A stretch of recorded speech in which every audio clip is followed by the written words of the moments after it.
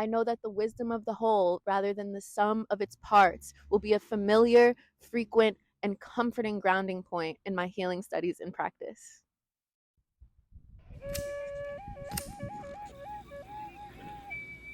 Hibiscus tea and ikigai, how I healed my UTI. A roselle by any other name would smell just as sweet. What's in a name? Deities, gods, plants, and I alike acquire many namesakes across culture and through time, which reflect the multiplex of that entity's power and impact. Hibiscus is widely referred to as roselle and a variety of other regional markers throughout history. Hibiscus has been a companion in inviting intimacy and sensuality into my life and the lives of my clients through the flower's ability to reinstill virility and connection to the heart. I've communed with many herbs, roots, and fungi in my herbalism and root worker tutelage and have built an intuitive understanding of their spiritual uses.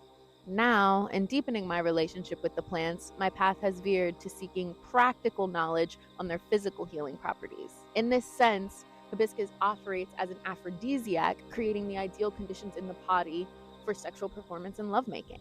Leveraging both of these perspectives to build and sustain health is the work of natural or holistic medicine.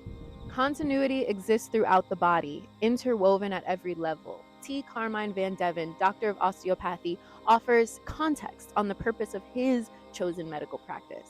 He continues, "It is important to acknowledge the impact that emotional, mental, and spiritual health have on both function and structure. Patterns of thoughts and feelings can be profoundly influential. The entirety of who we are is manifest in our physical being and its underlying motion."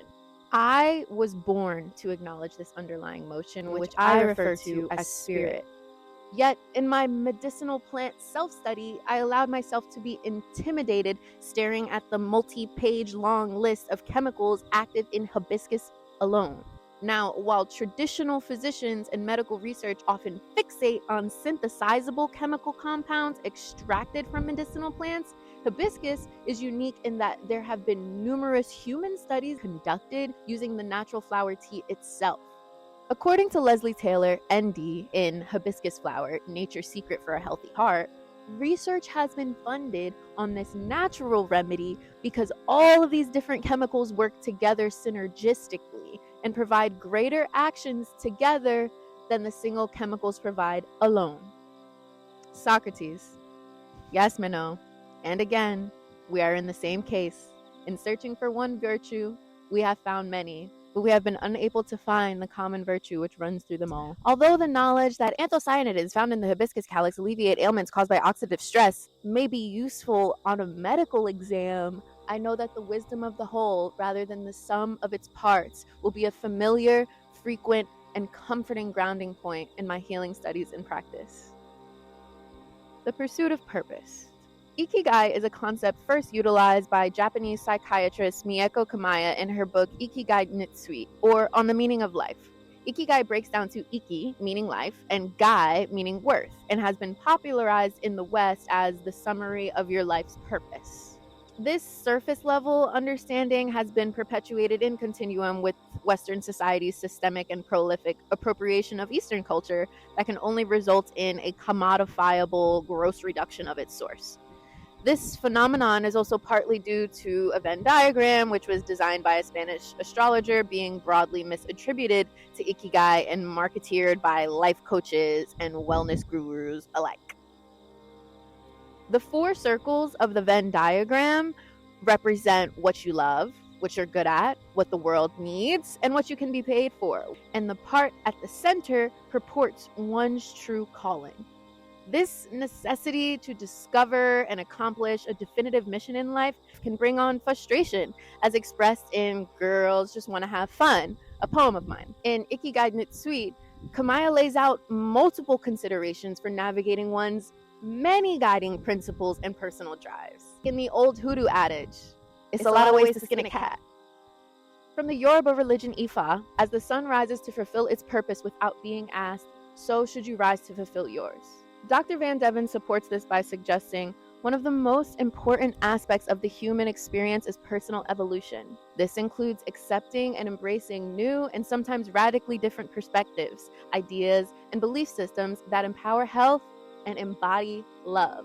In fact, illness invites these opportunities. I was first inducted into holistic medicine by a lifetime of seemingly undiagnosable suffering, mistreatment, and apathy from traditional doctors, and a particularly painful urinary tract infection. With enough self-education around the harmful side effects of dismissive antibiotic treatments, I made the decision to treat myself naturally with hibiscus tea. After a couple of weeks of struggling with dosing and discipline and doubt, I consistently concocted and consumed something that remedied my discomfort with my own hands. I know the feeling of empowerment that was bestowed upon me in that moment is the closest notion I have on the path that I am destined to walk, and that is all the purpose I need for now. For now. Dr. Princeton, pre-PhD. I was born into the Black American liberatory and healing tradition of hoodoo. My first given name, Raylan, served as my initiatory prayer, a portmanteau of my grandmother and father's names, Evelyn and Rayshawn respectively, both conjurers in their own right. In my Franken etymology of Raylan, Ray means beam of light or guiding light, and Lyn in Gaelic is from the lake. These gave me early insight on the purpose I had inherited from my lineage. What will one answer the messengers of the nation? The Lord has founded Zion, and in her the afflicted of his people find refuge. Isaiah 14:32.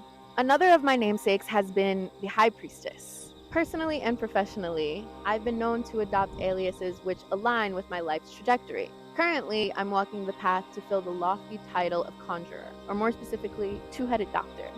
In hoodoo, being two-headed refers to an individual's ability to access, assess, and alleviate ailments of both the physical and metaphysical bodies. Professor Yvonne P. Chereau explains in Black Magic, Religion, and the African American Conjuring Tradition, some people calls them two-headed doctors, explained a Black woman in early 20th century Washington, D.C., using a common term for specialists who cured using natural remedies and spiritual power. That's because they know two kinds of medicine. They can see both ways.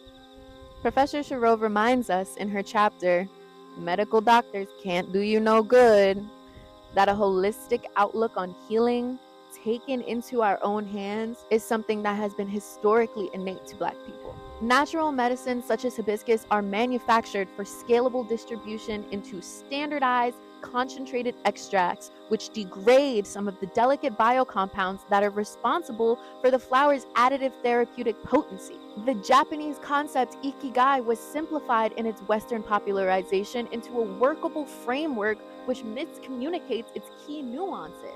The pursuit of purpose urges us to attach ourselves to a single field and throw all our energy behind maximizing, and often burning out, success in that individual function when the most impactful people are often polymaths. Choosing to study natural medicine and walking in my two-headed purpose is not a negation or concentration of my multifaceted identity, but an echo of all of my past selves, bringing me closer to my highest. I hope the bits of my journey that I share here are received as a roadmap to your next calling. I leave you with a poem. Prodigal. Doing the deed, getting the job done, spreading divine seed, you niggas my godsons.